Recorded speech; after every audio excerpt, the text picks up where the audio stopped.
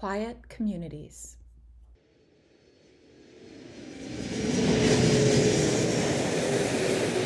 I am going to hand over the microphone to our moderator, Nina Berman, who is a professor of journalism at Columbia Journalism School and will be guiding the panel through this. Thank you, everyone. It's an honor to be here today.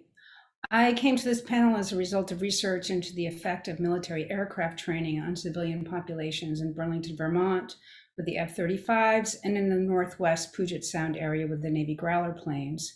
But as you all know, military impacts are just one small piece of the bigger picture, which is a national skyscape that has become a threat to human health. We will hear stories from residents and communities all across the U.S. who are living amid harmful environments as a result of aviation noise and pollution. Our panel is representative of millions of people who feel trapped, besieged, terrorized, sacrificed, and fundamentally unheard and uncared for. People in the neighborhoods with low socioeconomic status and majority Black and Brown residents bear the heaviest burden. This is a national health crisis too often reframed as a nuisance, where the onus of mitigation is placed on the victims themselves. This is not a solution. Our regulations are supposed to protect us, but they clearly are not. And the science around noise pollution increasingly points to not just auditory impacts, but severe cardiovascular and metabolic diseases, along with cognitive impairment, as we have just heard. To create safer and healthier communities, those experiencing these impacts need to be fully seen and heard, hence our panel. While their talks will be short due to time constraints, realize that these testimonies speak to years of grief, frustration, and pain, and in some cases, people having to flee their homes in search of quiet. We'll hear from those who feel as though their own military treats them as the enemy. We'll hear from those whose lives have been upended so that pleasure seekers can use the airspace like personal playgrounds. We will hear from those in big cities whose backyards feel like an extension of airport runways. Each story is unique, yet there are clear commonalities, which is why solutions must involve all stakeholders. Thank you for listening closely and compassionately to these stories. We will start off first with Melissa Elstein from Stop the Chop in the New York, New Jersey area. So I'm with Stop the Chop NYNJ, and we're a nonprofit, all volunteer run organization. I'm personally based in New York City, but we have members throughout the New York metropolitan area. The situation in New York City and that goes towards New Jersey and Long Island, the Hamptons, is that we have two primary causes of helicopter noise and pollution. The commuter charters, and they leave from all three heliports on Manhattan. And these heliports, by the way, are all south of 40th Street. And if you know Manhattan, it's a very narrow island. So that alone is quite absurd. We also have the problem of sightseeing tourist helicopters. We have 30,000 that are allowed currently from the downtown heliport near the seaport, 30,000 annually. They go up and down the the Hudson River and around the harbor.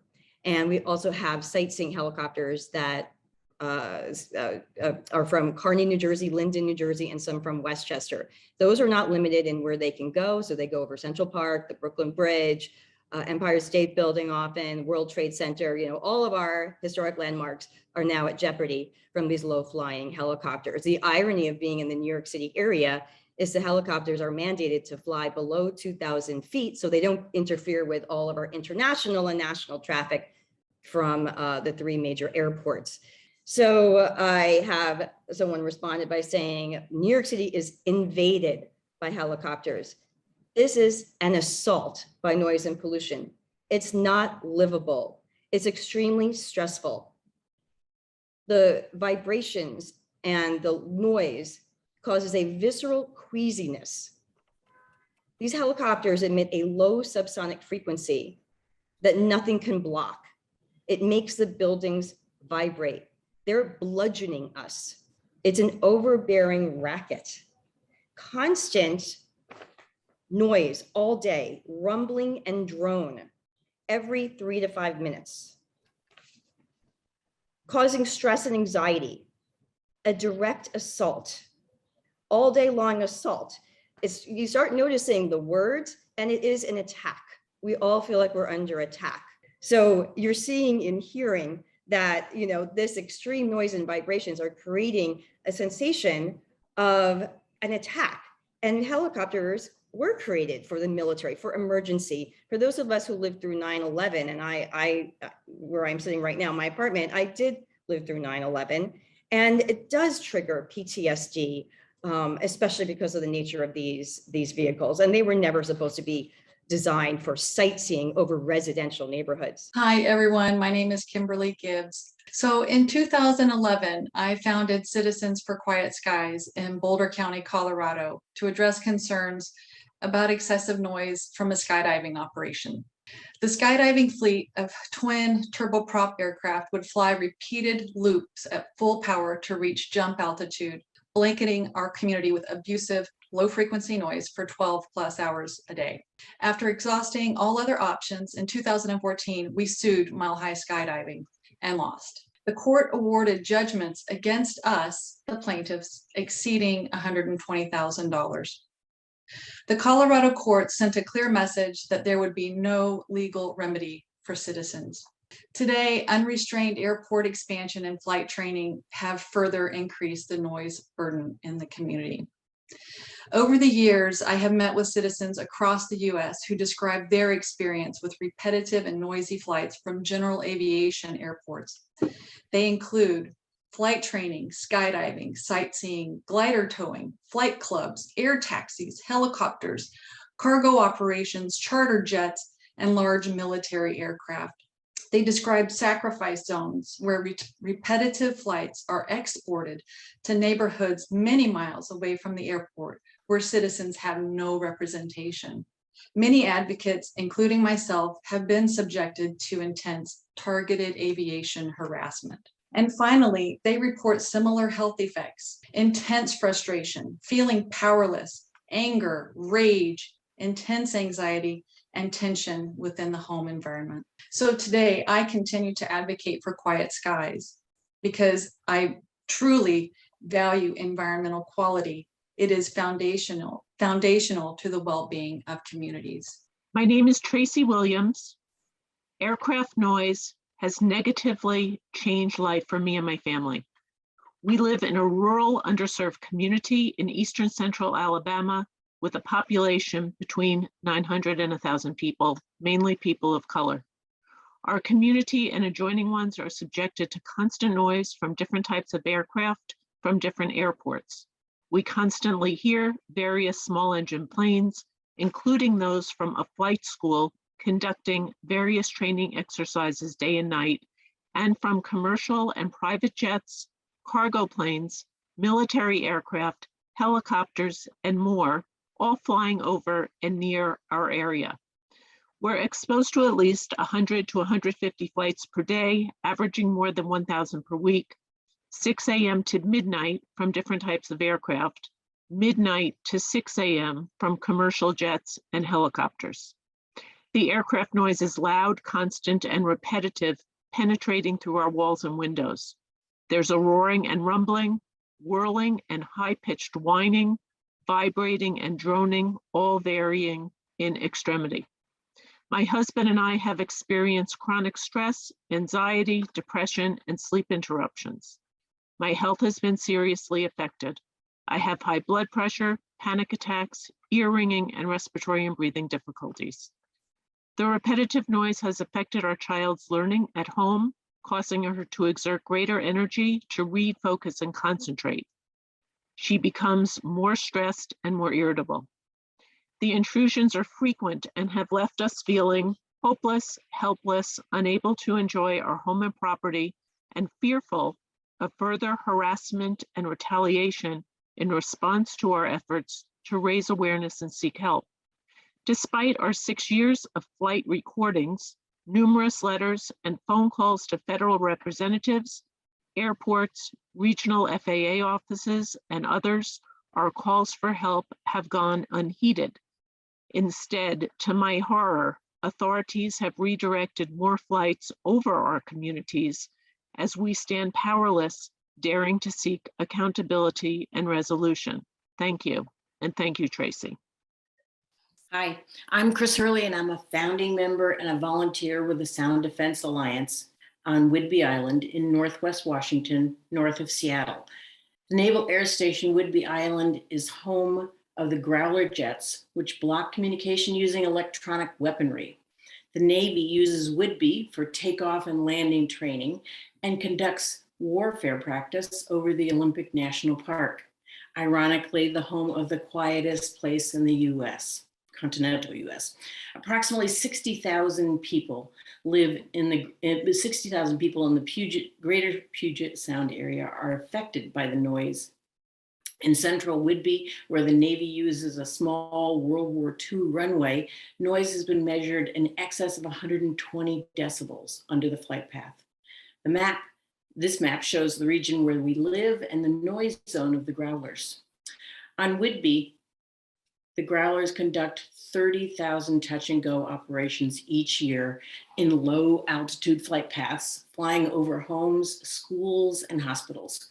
Growlers also fly 2,300 operations over the Olympic National Park. The impact on humans and wildlife is significant and negative, but the Navy thunders on and wants to expand its presence, bring more jets and more flights. Here are some recent quotes from our community complaint line that covers our entire noise region. So here we go. This is government authorized domestic terrorism. The noise is reverberating through my house and my body like being at a rock concert. I put my rangefinder on one of them. They're flying at 450 feet directly above my house. My 6-month-old can't take naps. This is my worst experience in a campground ever. From morning to night, the jets have been relentless. 8 hours of near constant screaming, roaring, blasting, and shaking. That amount of noise in a residential area is pure torture. And lastly, my grandchildren burst into tears. I'm Shelley Kincaid. I'm a 40-year veteran in education as a teacher and as an administrator. I live on the edge of Olympic National Park in Forks. Olympic National Park has been designated officially as a quiet park, no longer. With the 2016 onset of growler flights over our town and Olympic National Park, I joined numerous state and national organizations to advocate for quiet skies. Flights over our part of the region start mid-morning because it takes the flights from Whidbey to get over to us and continue past 11 o'clock at night. The inescapable noise of the growlers, especially in our area when they are firing their afterburners as part of their electronic warfare exercises, can be heard and felt over the crashing waves at the beach and above forestry operations. Hearing nature and experiencing peaceful tranquility have become exceedingly rare. Teachers report greater agitation in the classroom when growlers fly and the frustration of having to stop instruction for the jets to pass. More than one child has asked recently if we are at war with Russia, as is Ukraine. Children on the playground cannot hear their supervisors. Parents are reporting their children exhibit greater irritability at home and increased flares of temper tantruming. Young children on the autism spectrum or with past trauma and mental health issues have run to hide to try to escape the sound, rumble, and vibrations they feel in their little bodies. Residents report heightened stress, higher blood pressure, rage, resentment, powerless frustration, alienation, and withdrawal. Concern over the growler jet noise has also torn apart our small community. Tourists expecting a quiet national park experience complain at motels and at the visitor center.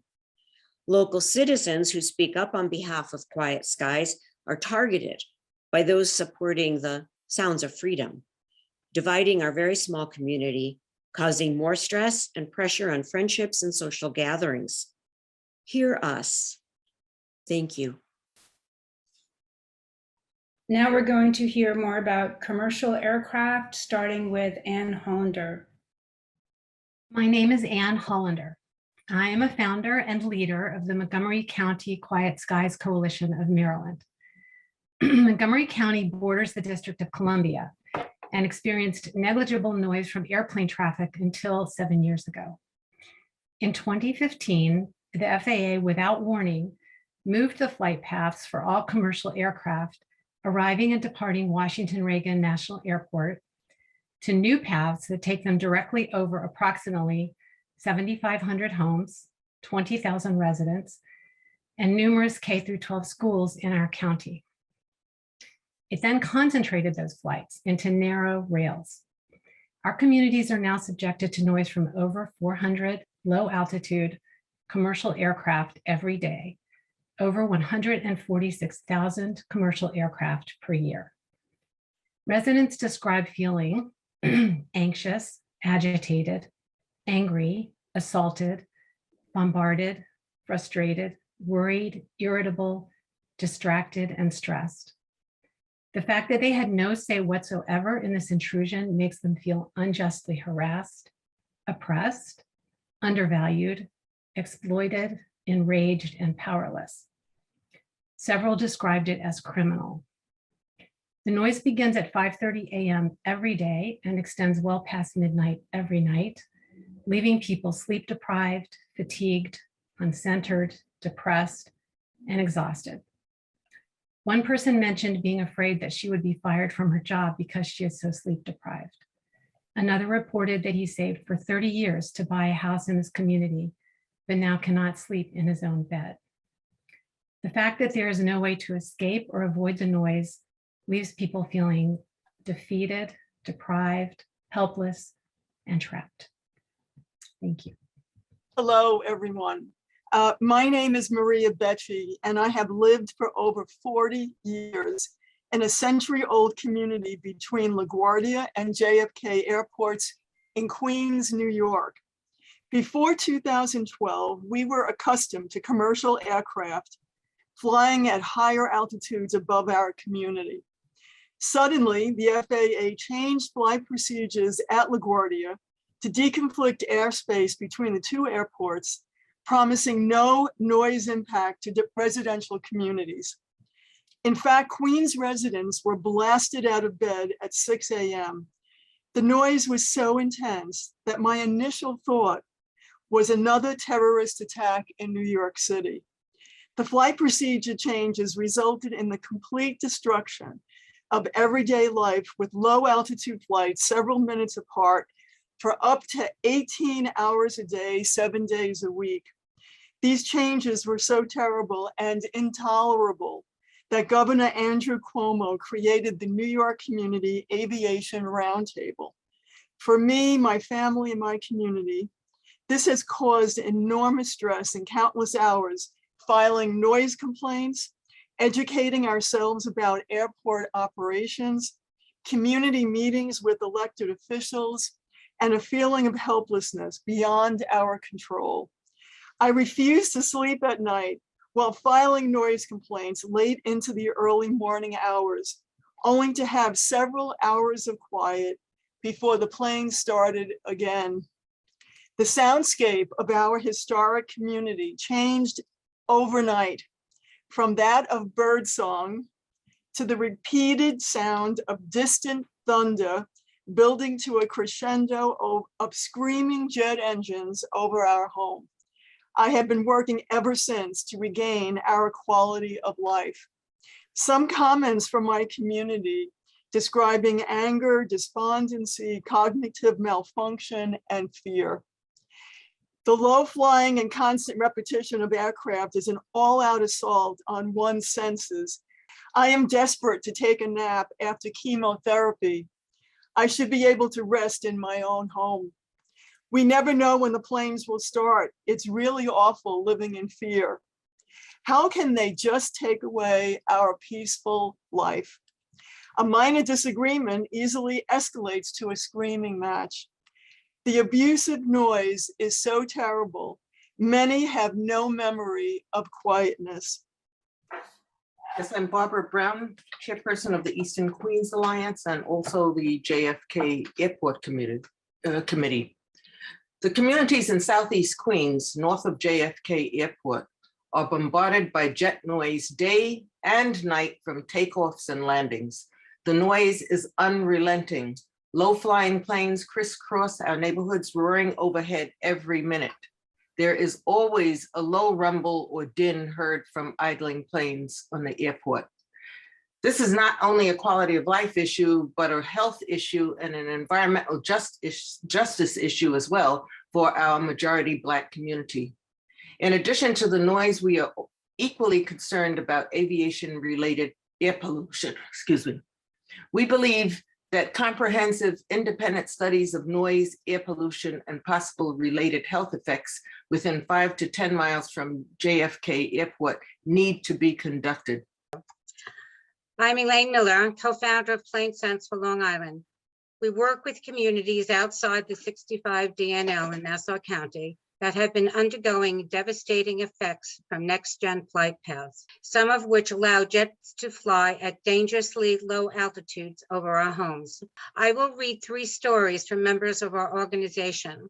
As you will hear, the peace, sanctity of our homes and the health of our children and families are at stake. Stacy Vargas, 10 miles from JFK. Me, my husband, children, and dog are being impacted physically, emotionally, and psychologically from round-the-clock plane landings. Noise, fuel smells, and filthy air surround our home. The house shudders when a plane is at 1,900 feet. The dog shakes. My husband tries to tune out, but the constant noise sets him on edge.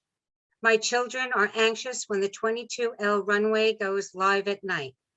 Without effective noise mitigation, nobody sleeps, diminishing our children's school performance. I fear for our lives and the ability to live free from harmful noise and pollution. Anne Marie Cerrone, 20 miles from JFK. 3 years ago, I purchased my dream home. My backyard was going to be my sanctuary, but now I feel on the edge of a nervous breakdown. I work from home and can't concentrate with the constant roar of planes every 30 seconds at 1,500 feet. I can't sit in my backyard. I smell jet fuel. I worry about the carcinogens my children are breathing. I am distraught that my home is now worthless. I have a constant headache because there is no reprieve for days on end. Sometimes 3 planes fly at once over our house, causing me to shut the windows and crawl into bed, depressed and searching for a new home where I could hear the birds. Patricia Ziegler, 5 miles from JFK. Since NextGen, my family has been tortured by low-flying planes every 60 to 90 seconds directly over our house. Previously, planes flew higher and flights were dispersed, no problem. Now our homes are nearly unlivable. Nothing drowns out the noise, even the heaviest duty earplugs. We are awakened at 1 a.m., hearts racing by low-flying cargo planes and whining Airbuses. It's like living in a war zone. Hello, I am Matt Santoro. I'm a high school student. I live in Bayside, New York, which is about 10 miles away from LaGuardia Airport. Planes depart from LaGuardia often. A lot of the time, they actually depart at the worst times possible. This affects me in a number of ways. When I'm about to fall asleep, if I hear a plane flying over, with roaring engines, I feel angry because I know I won't be able to fall asleep for the next half hour, which I believe affects my sleep rhythm. I also believe this can affect me in school the next day. When I come home and I'm working on my personal computer projects and I'm brainstorming issues, the planes flying above cause me to lose my thoughts, and this ruins the progress of the projects I'm working on. This makes me feel very upset and angry. The overhead plane noises cause me to feel very upset and get angry too many times. Thank you very much, Matthew. I'm going to just quickly sort of summarize some of the things that I think we're all hearing. I'm sure these stories are familiar to many in the audience.